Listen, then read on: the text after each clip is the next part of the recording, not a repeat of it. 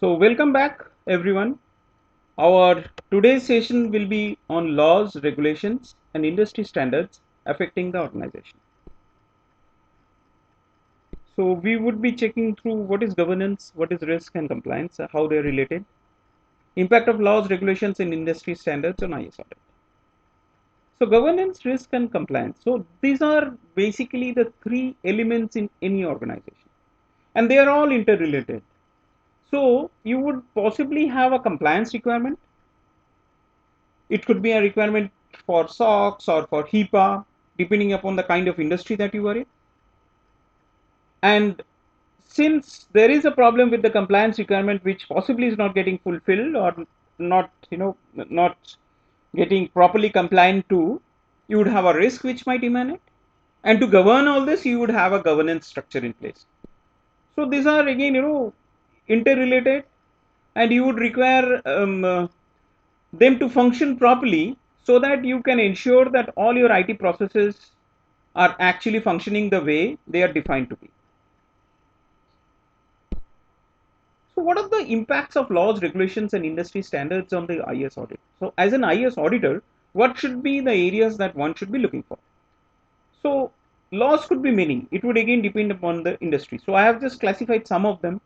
So if an auditor is auditing the healthcare requirements from an US perspective, so it could be HIPAA.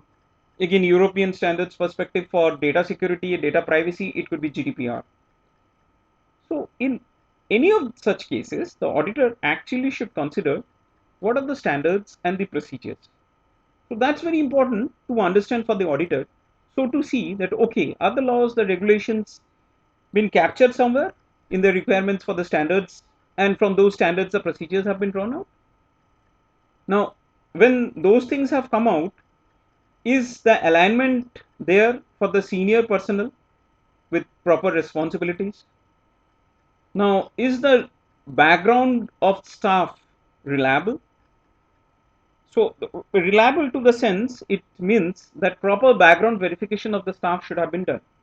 There could be parameters depending upon country, depending upon states, depending upon the industry, but then there has to be a benchmark on ensuring that yes, the staff who are there in IT or IS are reliable.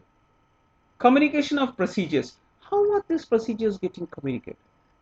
So it could be in a form of a training, it could be an online training, it could be a classroom training, it could be in a form of an email, it could be in the form of a discussion, it could be in the form of templates, it could be anything.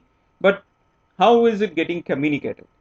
And whether all the procedures are getting covered in that. Compliance monitoring and auditing. So compliance sets are there. That's a requirement. But what is the process for getting that is it's getting monitored? And once it's getting monitored, how is it getting audited? Consistent enforcement. So this means to say that you come back to it, enforce it, again recheck, come back and enforce it. Is that cycle present? And appropriate response to an offense and prevention of similar offenses. This means that in case there is an offense which has happened, so in case possibly if there is a data security leak, which the law said there should not be any leak for that organization, but then there has been a leak. So what would be the response of the organization to this offense? And how would the organization ensure that there is a prevention of such things from happening again? So these things are pretty important for an auditor to understand and consider while the auditor actually is looking of the laws and regulations for that specific organization or for that specific industry for which the audit is going on. Thanks everyone, and we come to an end of this session. Catch you again in the next session.